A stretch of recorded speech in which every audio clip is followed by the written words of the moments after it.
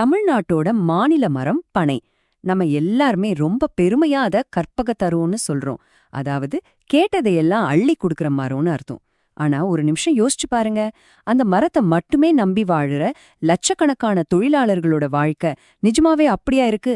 வாங்க இந்த ஆச்சரியமான முரண்பாட்டை பத்தி கொஞ்சம் ஆழமா பார்க்கலாம். சரி, இந்த விஷயத்துக்குள்ள போறதுக்கு முன்னாடி உங்ககிட்ட ஒரு கேள்வி. நாம பனை மரம்னு சொல்றோமே, அது உண்மையிலே ஒரு மரம் தானா இல்ல வேற ஏதாவது வகைய சேர்ந்ததா? கேட்கறதுக்கே ஆச்சரியமா இருக்கும்.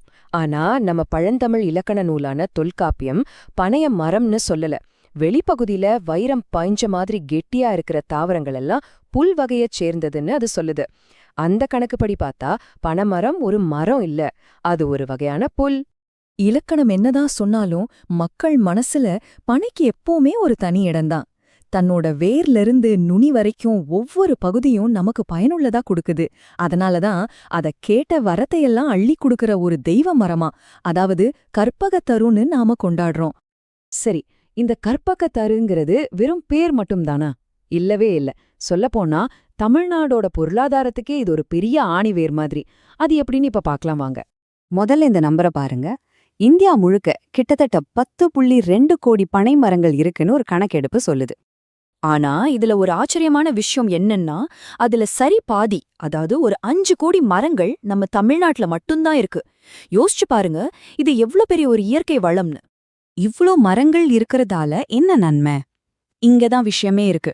தமிழ்நாட்டை பொறுத்த வரைக்கும் விவசாயம், அப்புறம் கைத்தறி, இதுக்கு அடுத்தபடியா அமைப்பு சாரா தொழிலாளர்கள் அதிகமா வேலை செய்யற 3வது பெரிய துறை எதுனா அது இந்த பனை தொழில்தான். நாம இப்ப பேசுறது இன்னைக்கு நேத்து கதை இல்ல.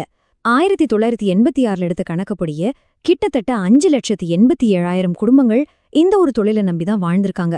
இன்னைக்கும் லட்சக்கணக்கான மக்களுக்கு இதுதான் சோறு போடுது. சரி, ஒரு மரத்திலிருந்து என்னதான் கிடைக்குதுன்னு நீங்க கேட்கலாம். ஒரே ஒரு மரமா ஒரு வருஷத்துல கிட்டத்தட்ட 150 லிட்டர் பதநீர் கொடுக்குது. அதிலிருந்து 24 கிலோ பனை வெல்லம் தயாரிக்கலாம். அது மட்டுமா, அதோட ஓலையிலிருந்து கைவினைப் பொருட்கள், பாய், கூடை, பிரஷ்னு செஞ்சுக்கிட்டே போலாம். அடேங்கப்பா, லிஸ்ட் ரொம்ப பெருசு. இப்ப நீங்க நினைப்பீங்க, இவ்ளோ கொடுக்கற ஒரு மரத்தை நம்பி இருக்கிற தொழிலாளர்கள் எவ்ளோ வசதியா இருக்கணும் இல்லையா? ஆனா இங்கதான் ஒரு பெரிய முரண்பாடே இருக்கு. அவங்களோட வாழ்க்கை நிஜத்துல எப்படி இருக்கு தெரியுமா? இதுதான் ரொம்ப அதிர்ச்சியான விஷயம். இந்த தொழில்ல இருக்கிற 100 பேர்ல 80 பேர், ஆமா 80% பேர் வறுமை கோட்டுக்கு கீழே தான் இன்னைக்கும் வாழ்ந்துட்டு இருக்காங்க. அவங்களோட ஒரு நாள் வேலைய கொஞ்சம் கற்பனை பண்ணி பாருங்க. ஒரு நாளைக்கு 30லிருந்து 40 மரம் ஏறணும். ஒவ்வொரு மரமும் கிட்டத்தட்ட 40 மீட்டர் உயரம். கைய கிழிக்கிற பனங்கருக்கு வேற.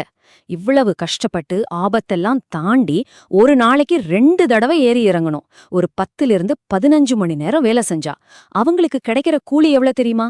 சில சமயங்கள்ல வெறும் 15 ரூபா. இது மட்டும் இல்ல, இதுல இன்னொரு பெரிய சிக்கல் இருக்கு. இந்த மரம் ஏறுற குடும்பங்கள்ல கிட்டத்தட்ட 68% பேருக்கு அவங்க ஏறுற மரம் சொந்தமே கிடையாது. நில உரிமையாளர்கள் கிட்டந்து மரத்தை குத்தகைக்கு எடுத்திருப்பாங்க. அப்போ கஷ்டப்பட்டு உழைச்சு வர வருமானத்துல ஒரு பெரிய பங்கு அந்த குத்தகைக்கே போயிடும். கையில மிஞ்சுறது ரொம்ப சொற்பம்தான். இப்படி ஒரு பக்கம் கடுமையான உழைப்பு, இன்னொரு பக்கம் சுரண்டல். இதனால என்ன ஆகுது? இந்த தொழிலே கொஞ்சம் கொஞ்சமா நலிவடைய ஆரம்பிச்சிருக்கு. ஒரு பெரிய நெருக்கடியை சந்திச்சிட்டு இருக்கு. சரி, ஏன் இந்த நிலைமை? முதல்ல, இந்த தொழில்ல முதலீடு பண்ண யாரும் முன் வர்றதில்ல.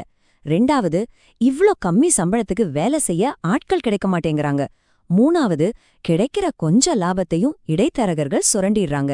இதையெல்லாம் பார்த்துட்டு அடுத்த தலைமுறை யாருமே இந்த தொழிலுக்குள்ள வரமாட்டேங்கிறாங்க. சரி, அப்போ இதுக்கு ஒரு முடிவே இல்லையா? இந்த தொழில் அழிஞ்சு போயிடுமா? அப்படி இல்ல. இங்கேதான் ஒரு நம்பிக்கை கீற்று தெரியுது. இந்த நிலைமையை மாத்துறதுக்காக சில அமைப்புகள் ரொம்ப புதுமையான வழிகளை யோசிக்க ஆரம்பிச்சிருக்காங்க. இதுக்கு ஒரு சூப்பரான உதாரணம் சொல்லணும்னா, மார்த்தாண்டத்துல இருக்கிற பனை தொழிலாளர் மேம்பாட்டுச் சங்கம். அவங்க ஒரு புது வழிய கண்டுபிடிச்சிருக்காங்க. அது என்னன்னு பார்க்கலாம். அவங்க ரொம்ப சிம்பிளா ஒரு விஷயத்த புரிஞ்சுக்கிட்டாங்க. வருஷ கணக்கா வெறும் பணவெல்லத்தை மட்டும் செஞ்சு வித்தா பெருசா லாபம் வராது. அந்த லாபத்தை எல்லாம் இடைத்தரகர்கள் எடுத்துக்கிறாங்க. ஆனா அதுக்கு பதிலா அதே பதநீரை வச்சு பனங்கற்கண்டு மாதிரி அதிக மதிப்புள்ள பொருட்களை தயாரிச்சா தொழிலாளர்களுக்கே நேரடியா நல்ல வருமானம் கிடைக்குது. சோ அவங்களோட புது மாடல் இதுதான். முதல்ல பனங்கற்கண்டு மாதிரி விலை உயர்ந்த பொருட்களை தயாரிக்கிறதுல கவனம் செலுத்தணும். 2வது, பண ஓலையில செய்ற கைவினை பொருட்களுக்கெல்லாம் புது டிசைன்ல பயிற்சி கொடுக்கணும். 3வது, அவங்க செஞ்ச பொருளை விக்கிறதுக்கும் முதலீடு வாங்குறதுக்கும் உதவி பண்ணணும். ரொம்ப முக்கியமா எல்லா தொழிலாளர்களையும் கூட்டுறவு சங்கங்கள் மூலமா ஒன்னு சேர்க்கணும். நாம ஆரம்பத்துல சொன்ன மாதிரி கேட்டதையெல்லாம் கொடுக்கறதுனால தான் பனைய கற்பகத்தருன்னு சொல்றோம். இப்போ முக்கியமான கேள்வி இதுதான். இந்த மாதிரி மதிப்பு கூட்டப்பட்ட பொருட்கள் மூலமா அந்த கற்பகத்தரு உண்மையிலேயே தன்னோட சொந்த தொழிலாளர்களோட ஆசைகளை, அவங்களுடைய கனவுகளை நிறைவேற்றுமா?